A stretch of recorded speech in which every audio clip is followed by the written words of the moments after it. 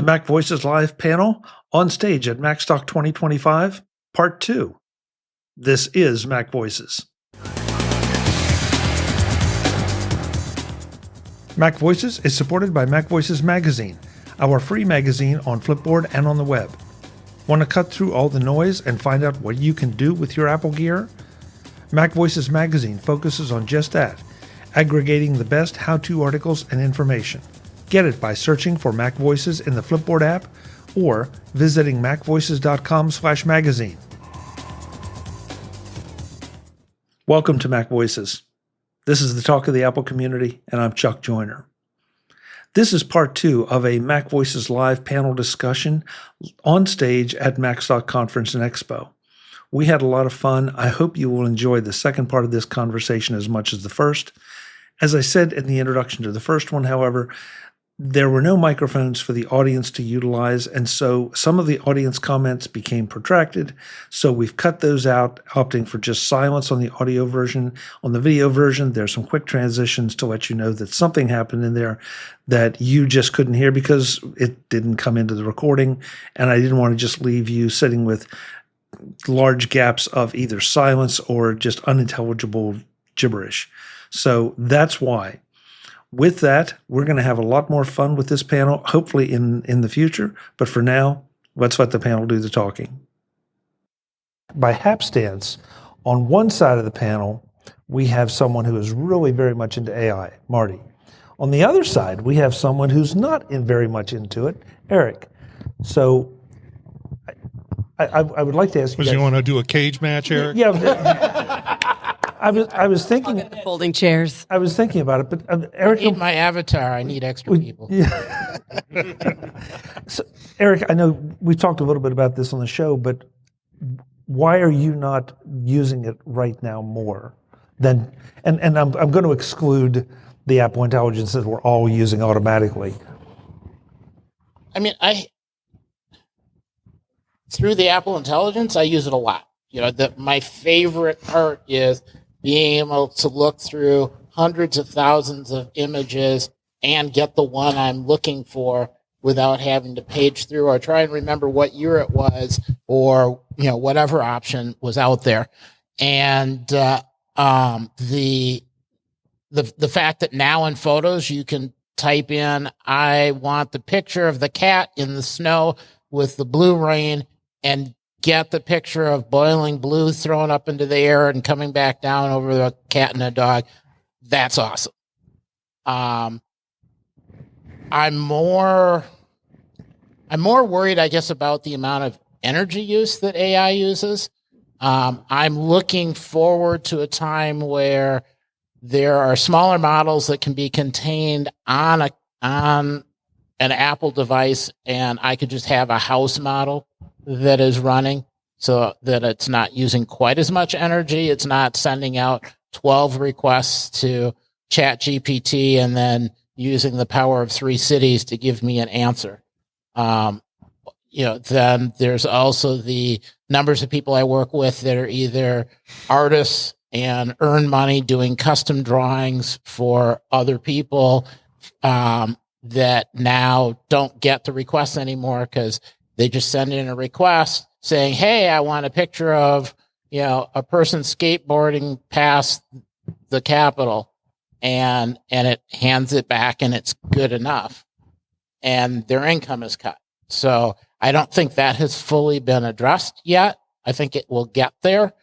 So I for my needs, searching pictures is way up there. Asking for somebody skateboarding past the Capitol, that's not a high need. Trying to get a custom spreadsheet of some business model, that I avoid at all costs. Because then you just get more requests for that, and I don't want to be doing it. Who's that? Okay, so Marty, you are a known enthusiast, shall I say? Yeah, I use it quite a bit. And it, instead of when, like David alluded, or you had alluded, going to Google and going through that process of having to ask the exact right question to get the exact right answer. I use it in a way that I present a prompt and ask it to ask me for any more information it might need to do a better execution of the prompt. And then it comes back with 4 or 5 questions. And it's like, I didn't think about that. That's probably a good question to answer. So I go ahead and answer those questions, and then it will generate something for me that works, but not quite. So I'll then do some course correction on it and say I want to do something different. There are a lot of businesses, a lot of services, a lot of products that have been put out of business over the generations. And so I think it's a cultural adjustment that we're dealing with in terms of using AI that is obviously and should be threatening to a lot of people, but it's the reality of where technology is taking us. I also think that we need to be teaching our students how to use it appropriately, how to use the logic that goes with it.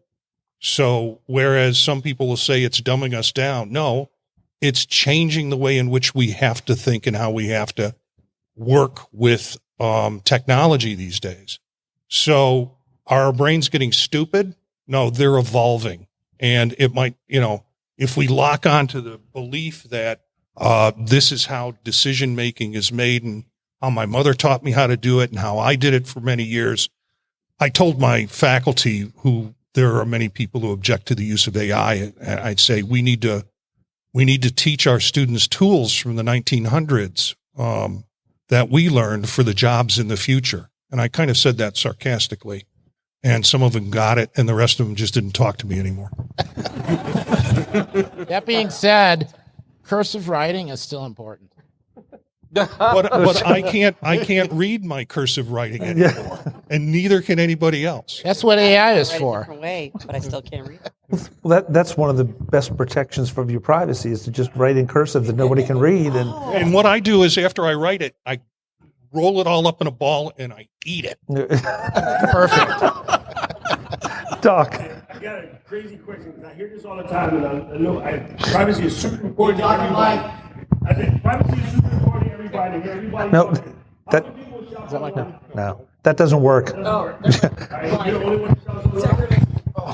Do it. Because if you don't use Ghostery when you shop online, the things that you think that they don't have on you, ask Ghostery or an app like that to show you how much of your information you give from shopping on any site. Over 151 data points on the average web traffic you give away, telling the whole planet that you're trying to protect your privacy. And the only app I know that does it, I'm sure Ghostery has a twin, but Ghostery is good, and Firefox Focus has a plugin that you can use. But the average people that run around talking about what they're worried about giving about, and then they say, well, it's listening to me. Well, no, it's not. Well, how come if I look up a mattress when I'm hanging out with George goes home and start getting Purple ads and Lisa ads and Casper ads? Because the GPS knew that George and I were in the same spot around the same basic time for 4 days. So it's possible he might need a mattress too. So it shows me it's not listening. That's way too much data. But you leave such a digital footprint in your everyday walk, and unless you're turning that stuff up and listening to everything Jeff said, plus privacy is somewhat of a myth. And so I just wanted to say that. And neural computing, where we're getting to right now, will even crack our passwords faster than we can passkey them. So I don't want to scare anybody, but the tech is way smarter than you think.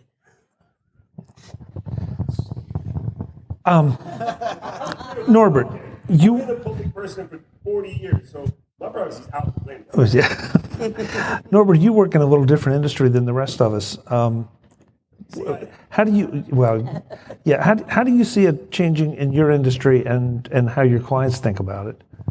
Well, I'll before we get started in regards to that, I'll give you a out of the box thinking of way I was able to use ChatGPT about a week ago. If you ever came to my house for a barbecue and there was a bowl of watermelon, and you asked me if I was the one that chose that watermelon, you would not want to eat that watermelon because it's probably the most bland watermelon ever. So the other day I was at the grocery store. I took a picture of the whole big box of watermelons that were out there, and I sent it to ChatGPT. I said, I'm here at the grocery store. I needed to go buy a watermelon. Can you help me pick out the sweetest watermelon? It gave me a whole list of what would require a sweet watermelon based off of what it saw. And then it asked me, did you want me to circle which one I want you to pick? It circled it out for me. And it said, pick this watermelon. I took that watermelon home. That was the sweetest watermelon I've ever had. There you go. There you go. And you didn't have to invite it to the barbecue. I didn't. I ate it all by myself. That was my watermelon. That's great. So in Paid version, or is that the free version? it was a paid version. Yes, paid version. So in regard to my industry, the way my firm has a relationship with OpenAI, and OpenAI came in and basically took all of our company data, fed it into the models, and the way we would get information if we would have to call a help desk, we'd have to call a help desk, pick up the phone, give them our employee number. They'd have to verify that it was us. We could ask a question about any policy that we had to do or things of that nature. Now, on my desktop, I have a little chat box, and I can just type in the answer. It doesn't have to be exactly, but within a matter of 5 seconds, it gives me a list of everything that I needed to know, the links that are associated with it, and then a thumbs up or a thumbs down whether this was good or whether this was bad. What used to take me 25 minutes, 15 minutes to wait on hold to get someone to talk to me to get me an answer now takes me less than 25 seconds. That's profound. Along with the watermelon. I mean, both. Yeah. Oh, yeah. Can I add something to that? Yeah. Yeah, I'll add something to that. But in the corporate, in specifically Copilot, in Copilot you have two choices. If you have a paid version, they have a paid version. A lot of companies are waiting until they're doing tests and trials. You got to think about $20 a month for 10,000 employees. That's a lot of investment. You have to really think, is it going to be a good investment? So on Copilot, you have web and you have work. So I'm working with that now. So if I go to the web, I can do the normal scanning and being able to search without any problems and to get what I need. But we got to be careful what data you put out there because it's proprietary. You don't want to put it out there, and it will scan and we'll have that protection. Microsoft does that for you. Where if you go onto the work side, it's specifically searching only on our network and the network and telling us, okay, this is work, and it's bringing up stuff that I worked on probably 10 years ago or 5 years ago for something I scanned because it's gone out there. And anything I've had, whether it's on SharePoint or anywhere else on our network, I could have a file stored somewhere that does that way too. So but you got to be careful because companies would not allow that unless they could keep it restricted, and that's what's great about it. When it's in the work side, it's inside the box of the network. You can't get any other information based on that. It goes to both places, but it's going to protect it. And because it's a Microsoft product, if it doesn't have an answer for you, it crashes, right? Yeah, I get the blue skin of death. Yeah, exactly. I had a story that was kind of like the watermelon. I moved a year and a half ago into a house with a yard and sun exposure, when we have sun in Oregon. And I wanted to grow things I could eat, but I have the brownest thumb ever. And so I started planting things and I was like hitting a bunch of problems. And one of these days I was like, you know what? I bet I could get a gardening coach in my pocket. So I started up a chat, with ChatGPT, and I explained what I wanted to do. It said, "Hey, you know what else?" Because I said, "This is the part of the country I'm in. This is what I am interested in." And it was like, do you like sweet peas? Because those also grow in your area, and different things. And then I'd hit a problem, and I can take a picture of it and send it in. And this thing I'm already paying for work. Instead of some separate app, and I was like, oh yeah, it looks like you have stem rot. Try these things. And you just upload it and it will answer the things. It's been really cool. I was like, also found out I was overwatering them to death, and among other things. So I've been able to change my schedule. I can send a picture of, hey, is this the product I need to get for this fertilizer or whatever. It was like, oh yeah, that looks like a good one. Or like, which kinds of things. And it's been really helpful in telling me like, oh yeah, you could pick it up at this part of town. Cause yes, I told it what town I'm in, not what part of town, but what town I'm in. So, I found that a really, surprisingly odd. Cause I originally did it for businessy stuff, but I was like, oh, I could do it for this. I can solve all these problems normally these plants would all be dead. So when you and Norbert were talking about your examples, I couldn't help but think of Mike Schmitz's presentation and all the queries that he listed, and the queries and the follow-up queries. I'm really intrigued to go and try some of those, not just because Mike put them together but I want to learn how to query it better. And I know, Marty, you've said a lot of times that you can ask it how you should query it, which that gets really in like this weird endless cycle thing that, I don't quite know how that's going to work. But I've tried that a couple times, and it basically says, you need to ask me this or phrase it a certain way, and then I can help you. So it's staggering what's out there. And now I know how I can go and pick better watermelons. Thank you, Norbert. Yeah, that was amazing. Yeah, that was cool. I want to take, somebody's pointing. Jill had a question. Joe, I'm sorry, Joe. Well, that's okay. I was going to say that my friend is a gardener, an avid gardener, and she bought hundreds of dollars worth of seeds. And we had a cold snap in our spring in the Midwest. And she couldn't plant anything because it was too cold. So she asked ChatGPT. She fed her whole entire garden into it. She told it to look at the weather and then to give her a planting order of when she could plant each plant, because it was going to be warm enough at night not to kill it. And it gave her, you plant these seeds outside on these days, you plant these plants outside, and it gave her a complete list so she could plant her live with that in order of temperature. So maybe if you take nothing else away from this discussion is think outside the box about how you can use this. Think outside the planter box. I have one shaped like a sand crawler. Of course you do. Of course you do, yes. Of course you do. So I want to we're starting to run short on time, but Doc said something that I think deserves a little discussion. Is privacy dead? Yes.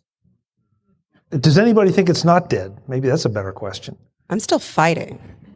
I was in the Army, and I can tell you what I knew about the people that we went to go investigate. Long before we got there, you'd be amazing. I'm like, how did they know all of this? Never mind, do what you're supposed to do. This is so. Just trust me. You have given up so much stuff without even knowing it, and nobody's coming after you. None of us are that important. Well, except Gamet, but it's already out there. It's out there, and the part is even when we try to be our best. I'm the best. Brittany, Jeff, I want to be. I put everything down. Target goes, oh, here, have all of their stuff. Because Target gets breached once every 3 days. Mm-hmm. So check I've been phone. I have it through Amex and Discover, and they give me 2 total different things. I do pay for Incogni, and Incogni pulls me out of 400 databases a month and sends me a report. And trust me, even with all of that work, it's out there because I still get it. Hey, this is funding manager Brad. Would you like $90,000? No. How did you call me? So just trust. Like it's like I don't even know if it's worth throwing money at Incogni now. I'm paying them $100 a year, but I feel like I'm fighting an impossibility.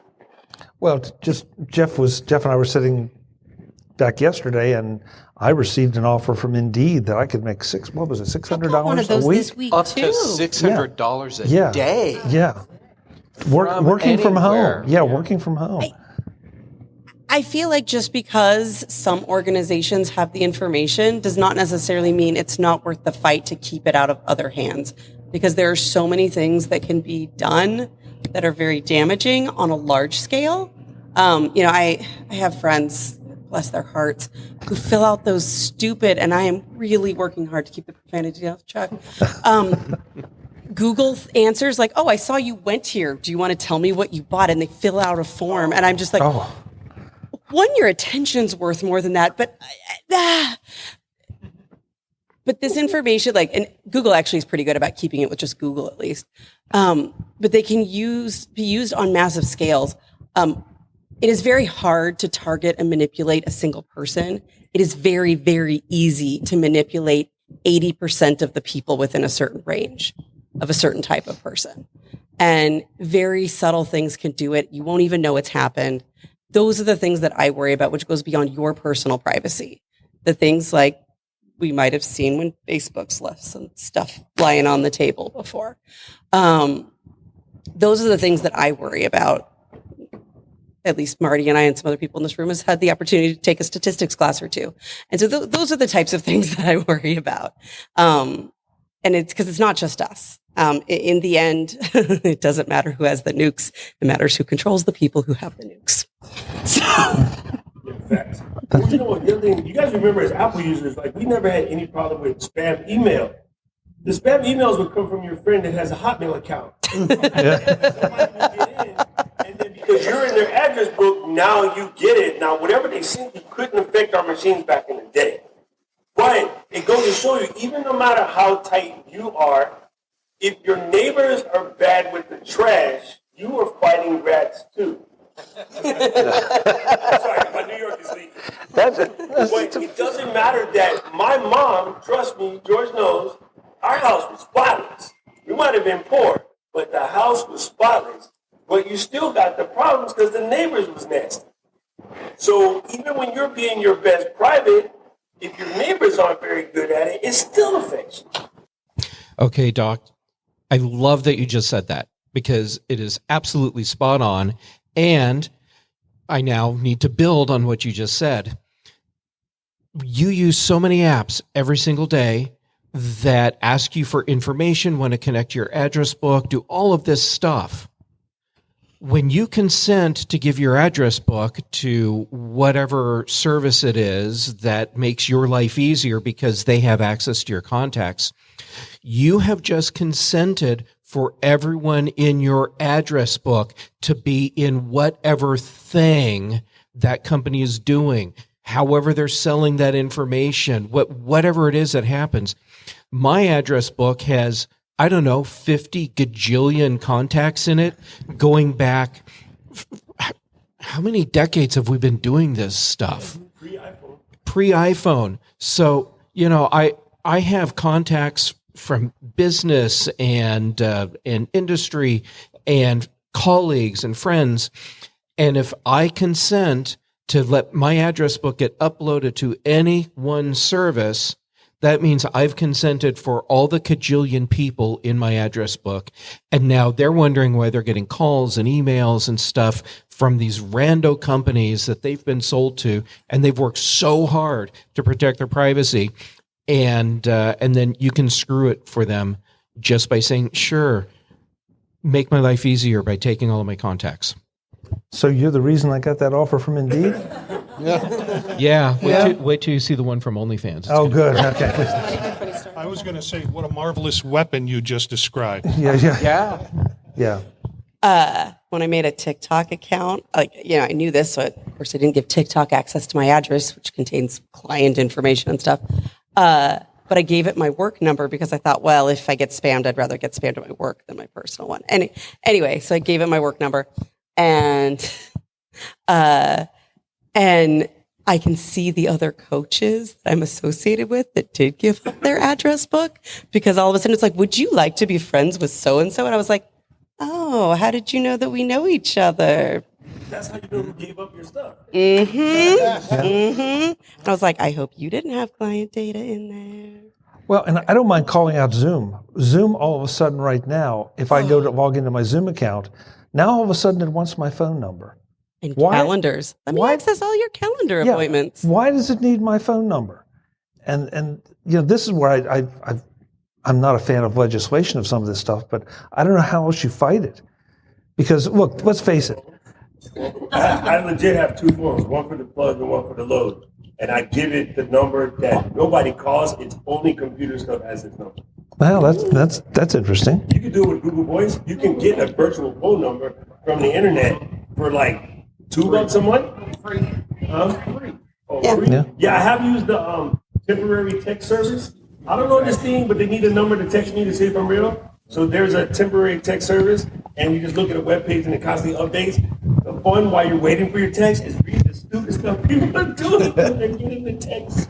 It's super funny, but I've used that as well. Yeah. Throw away text, throw away emails, things of that nature. Yeah, and I feel obligated to point this out, that stuff you already know, that if you're carrying around a phone, an iPhone, that's great. Apple's going to protect your privacy. AT&T, Verizon, probably not so much. We probably anybody that's staying here or staying in a hotel anywhere here, we paid with a credit card, right?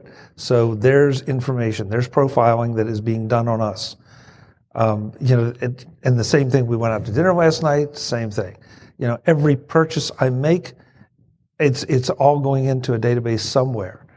And so Britt, I'm with you. I'd like to say fight, and I don't want to make myself an easy target, but I'm also a realist and say, there's only so much you can do. There's only so much you can do, but also I don't want to be the neighbor that brings in the rats. Good point. Yeah. And one other thing that just popped to mind for some reason when you said that, this is not a very nice example, so I apologize. But when I'm intrigued now. Thanks. But when there was the shooting, the Mandalay Bay shooting in Vegas, and they tracked the shooter, nobody really mentioned anything about. They tracked him through the city through all the surveillance cameras. A scary amount of information, and nobody brought up that. Okay, when he was in Mandalay, yes, you would have thought the security cameras there would have gotten him. They had him everywhere. They knew the restaurants he went to. They knew everything about his trip to Vegas. And so that's the world we live in. You can fight it, but you need to be aware of it. Well, the camera data didn't used to worry me, to bring it back to AI. The camera data didn't used to bother me because who's going to watch all that footage? But now, Now, yeah, you can crunch it. Yeah. Michael, you get the last question. We got to get out of here. Okay, so the comments were that the elephant in the room is that our Social Security numbers are out there and information for the AIs to play with. And Linda just said that Doge just had access to that last week. So there you go. Sure, that's an elephant in the room, but keep in mind, it's one in a herd of elephants in the room. Yeah. It's cool. I was in China, and the end cap, where the sign is in the end cap, they give you what's on sale, it changes when you get there. Because they watch you touch stuff in the store all the way through, and then when you get to buy the registers, there's a screen above the various end cap, and the thing that pops on the screen that's going to intrigue you shows up because it's already tracked all of what you did. And trust me, they're trying to sell it to us. If you go to China, it's going to be underpants on every end cap. Every single end cap. Yeah. That's when it calls it out. Sweet. Yeah, by the way, that was 2015, so it's even better now. Yeah. We're out of time. I want to thank you all for sticking around. Yes. These are the thank you. These are the kind of conversations we try to have Tuesday nights at 8 p.m. Eastern. Thank you. At 8 p.m. Eastern at youtube.com/MacVoicesTV. We'd love to have you join us. There's some folks here that are frequently in our chat rooms. I'm not going to call them out because I don't want to embarrass them, but they seem to find some value in it. Hopefully you will too. Thanks so much. Have a great rest of Macstock. Thank you, everybody. Thank you. Visit MacVoices.com for show notes and to connect with Chuck on social media. Get involved in our Facebook group or like our Facebook page, and get more out of your Apple tech with MacVoices Magazine, free on Flipboard and on the web. And if you find value in it all, consider supporting us through either our Patreon campaign at patreon.com/MacVoices, or by making a one-time donation via the PayPal link on our front page and in the show notes of each episode. You will join these fine people who help bring you Mac Voices.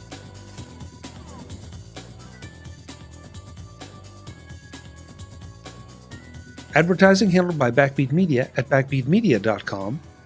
Bandwidth provided by CashFly at cashfly.com.